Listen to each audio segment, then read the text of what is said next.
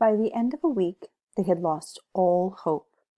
Loisel, who had aged 5 years, declared, "We must see about replacing the diamonds." Next day, they took the box which had held the necklace and went to the jeweler's, whose name was inside. He consulted his books. "It was not I who sold this necklace, madam. I must have merely supplied the clasp." Then they went from jeweler to jeweler, searching for another necklace like the first, consulting their memories, both ill with remorse and anguish of mind.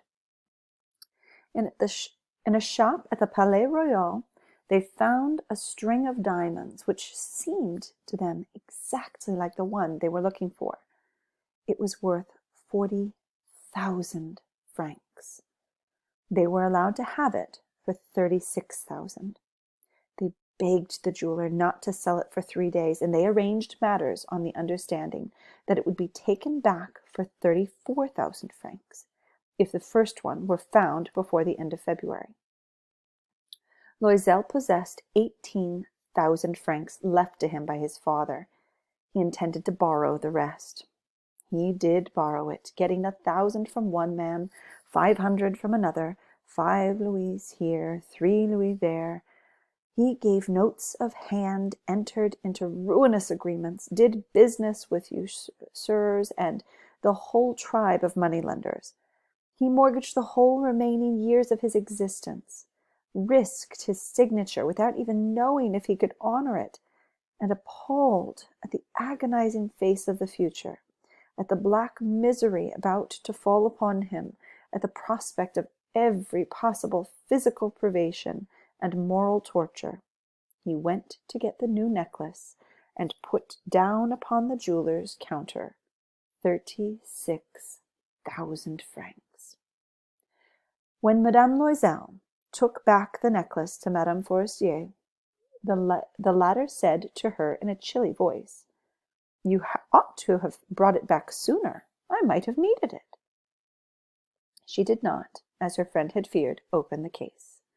If she had noticed the substitution, what would she have thought? What would she have said? Would she not have taken her for a thief?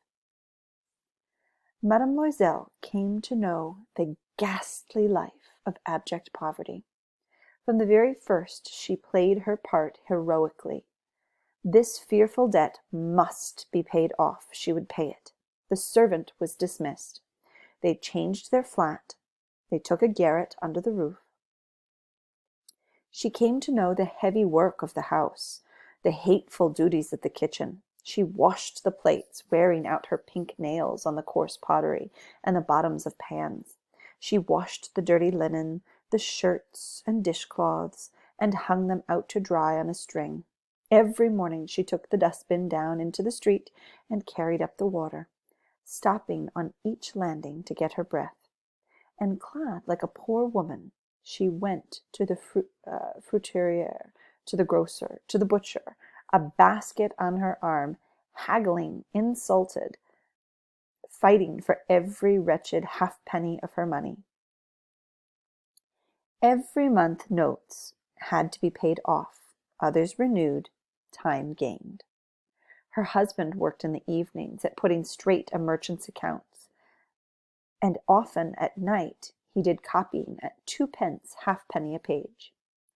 And this life lasted 10 years. At the end of 10 years, everything was paid off. Everything. The usurer's charges, the accumulation of superimposed interest. Madame Loisel looked old now. She had become like all the other strong, hard, coarse women of poor households.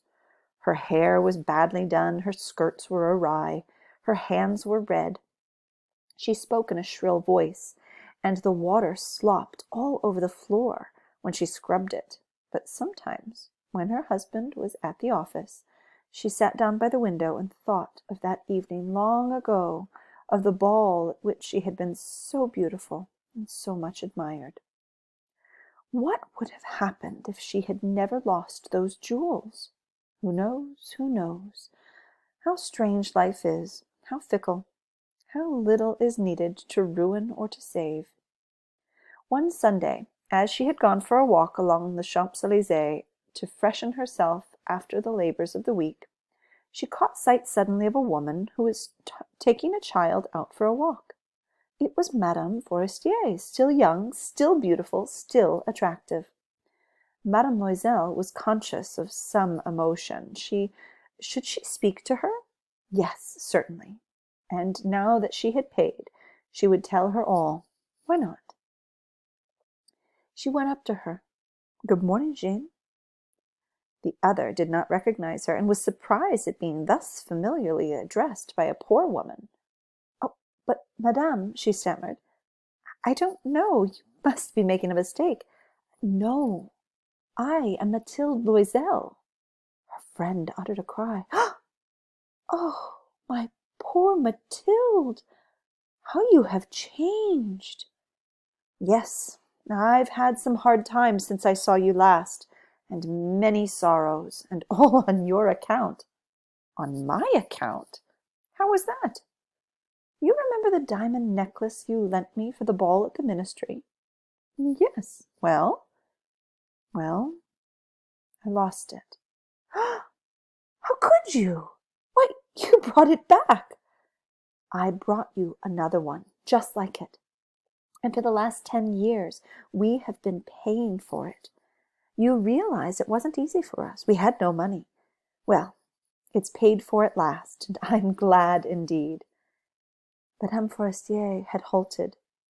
You say you bought a diamond necklace to replace mine? Yes, you hadn't noticed it. Well, they were very much alike. And she smiled in proud and innocent happiness. Madame Forestier, deeply moved, took her 2 hands. Oh, my poor Mathilde! But mine was imitation. It was worth, at the very most, 500 francs.